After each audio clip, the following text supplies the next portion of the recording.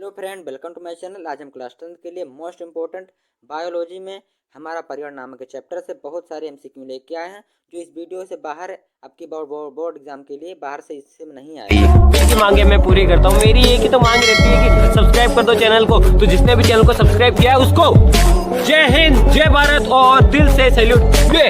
इस तरीके का सैल्यूट जिन्होंने सब्सक्राइब कर रखा है और जिन्होंने नहीं किया है कर दो यार। आज हमारे चैनल के अंदर जितने भी वीडियो है इससे बाहर कोई क्वेश्चन नहीं आएगा, सभी चैप्टर वाइज क्वेश्चन है। निम्नलिखित में से कौन सा कृत्रिम पारितंत्र है? वन या तालाब या झील या बागीचा? इसमें से बागीचा रहेगा जो कि कृत्रिम है।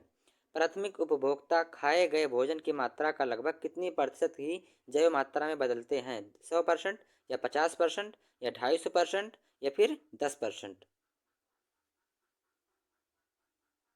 तो इसका आंसर रहेगा 10%। आहार श्रृंखला के जाल को क्या कहते हैं? खाद्य जाल या जीवमंडल या बायोम या जियोम? आहार श्रृंखला के जाल को क्या कहते हैं? खाद्य जाल कहते हैं। निम्नलिखित में से कौन सा तत्व सूक्ष्म पोषक तत्व नहीं है? Mn, Zn zinc, Cu copper, nitrogen? तो सूक्ष्म पोषक तत्व कौन सा नहीं है? नाइट्रोजन नहीं है। किसी क्षेत्र की कुल आबादी को क्या कहते हैं? फौना या फ्लोरा या जल चक्र या खाद्य जाल? तो किसी क्षेत्र की कुल आबादी को फ्लोरा कहते हैं। निम्नलिखित में से कौन आहार श्रृंखला का निर्माण करते हैं? घास या बकरी या मानव या उपरोक्त में सभी? आहार श्रृंखला का निर्माण कौन करते हैं? उपरोक्त में सभी, बकरी, घास और मानव, ये तीनों रहेगा। अगला क्वेश्चन है, निम्नलिखित में से कौन सर्वभक्षी जीव है? चीता या शेर या गाय या चील? सर्वभक्षी जीव तो चील है सर्वभक्षी जीव। अगला क्वेश्चन, किसी पारितंत्र में भोजन तथा ऊर्जा प्रवाह को प्रदर्शित करता है? आहार श्रृंखला या खाद्य जाल या उपरोक्त में दोनों या कोई नहीं?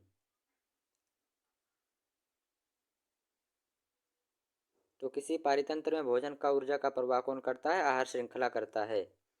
निम्नलिखित में से कौन अजैव कारकों के उदाहरण हैं? ताप या वर्षा या मिट्टी या उपरोक्त में सभी? अजैव कारकों के उदाहरण कौन है इसमें से? तो इसमें उपरोक्त में सभी, ताप भी और वर्षा भी और मिट्टी भी अजैव है। निम्नलिखित में से कौन सा भौतिक प्रक्रमों का प्रभाव प्लास्टिक पर पड़ता है? ऊष्मा या दाब या दोनों? हमारे चैनल के अंदर सभी सब्जेक्ट का चैप्टर वाइज क्वेश्चन एमसीक्यू हैं, अगर आपको पसंद आए तो देख लीजिएगा। पर्यावरणीय समस्याओं पर कैसे सम्मेलन नियमित रूप से होते रहते हैं? प्रादेशिक या सरकारी या स्थानीय या वैश्विक? अगर वीडियो पसंद आए तो चैनल को सब्सक्राइब कर दीजिएगा और बेल आइकन को भी दबा दीजिएगा। इसका आंसर रहेगा वैश्विक। हमारे खाए हुए भोजन का पाचन करते हैं हार्मोन या एंजाइम या रक्तकार या पाचक रस? तो हमारे खाए हुए भोजन का पाचन कौन करता है? एंजाइम करता है। अजैव निम्नीकरण पदार्थ हैं सक्रिय या निरायद या अकृत या विस्फोटक? अजैव निम्नीकरण पदार्थ अकृत होते हैं। वन, तालाब और झील किसके प्रकार हैं?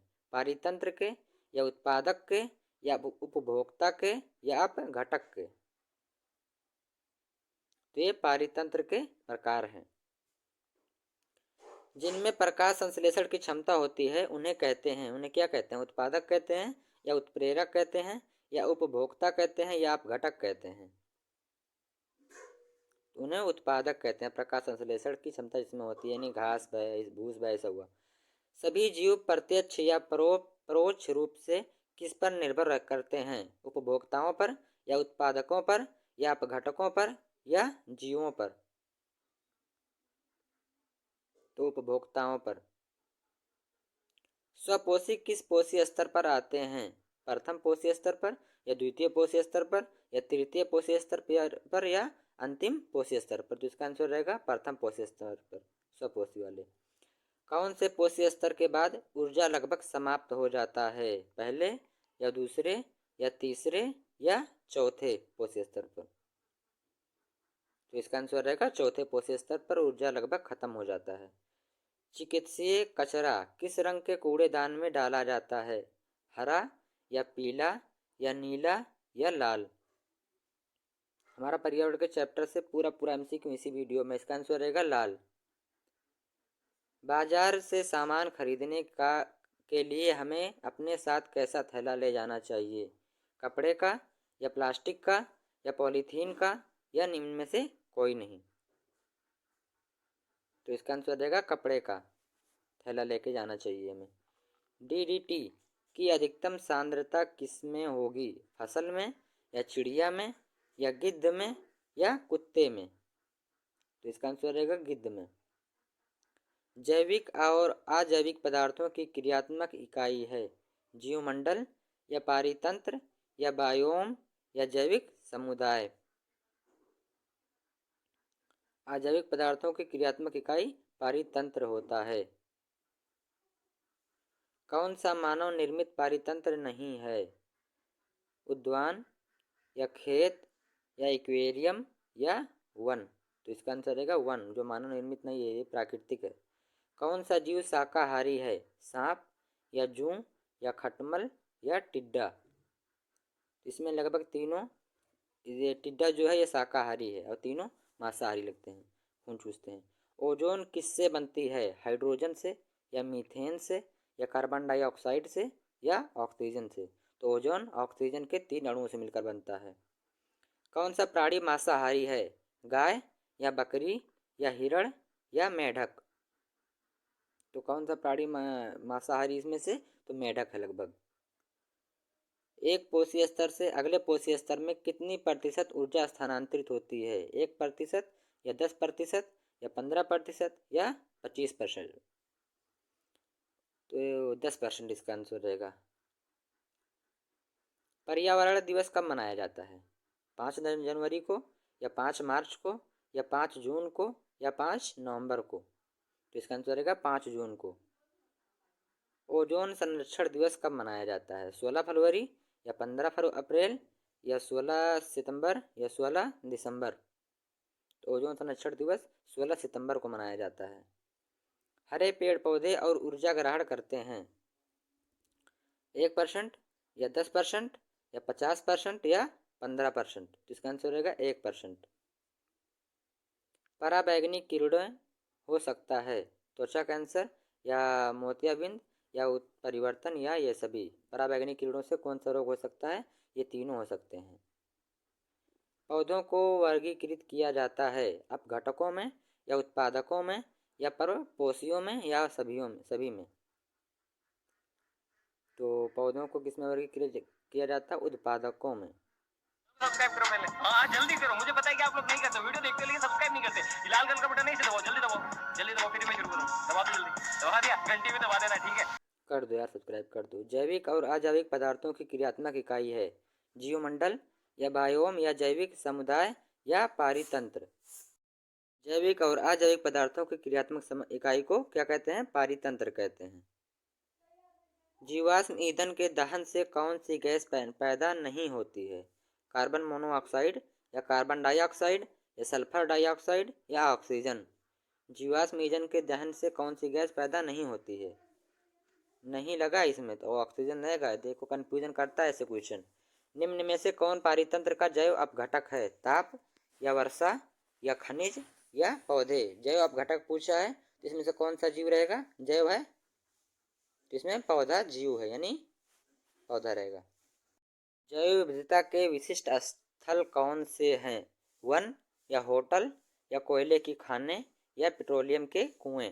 जैव विविधता के विशिष्ट स्थल कौन से हैं? तो वन रहेगा। निम्न में से कौन पारितंत्र यानी इकोसिस्टम का जैव अपघटक है? जैव घटक है? वायु या ताप या सूक्ष्म जीव या वर्षा? इसमें से कौन जैव लगता है? जिंदा कौन सा लगता है? इसमें सूक्ष्म जीव जिंदा रहते हैं। इसका आंसर रहेगा। इनमें से कौन सा समूह एक भोजन श्रृंखला बनाता है? घास गेहूं तथा आम, घास मछली तथा बकरी, घास बकरी तथा मानव या बकरी गाय तथा हाथी? इनमें से कौन सा? तो घास बकरी तथा मानव रहेगा। उत्पादकों के स्तर पर जीवों की संस्था कैसी होती है? सबसे कम होती है या सबसे अधिक होती है या ना कम ना अधिक यानी बराबर होती है या शून्य होती है? इसमें रहेगा सबसे अधिक होती है जीवों की संस्था। सबसे अधिक हानिकारक रसायन किसमें संचित होते हैं? पेट में या कीटों में या शेर में या मानव में? सबसे अधिक हानिकारक रसायन मानव में संचित होते हैं। ओजोन के अणु ऑक्सीजन के कितने परमाणु से बनते हैं? अभी थोड़ी देर पहले बताया था, 1 या 2 या 3 या 4। तो ऑक्सीजन के कितने परमाणुओं से मिलकर बनते हैं ओजोन? इसमें आंसर रहेगा 3 अणु से, 3 परमाणु से मैंने बताया था।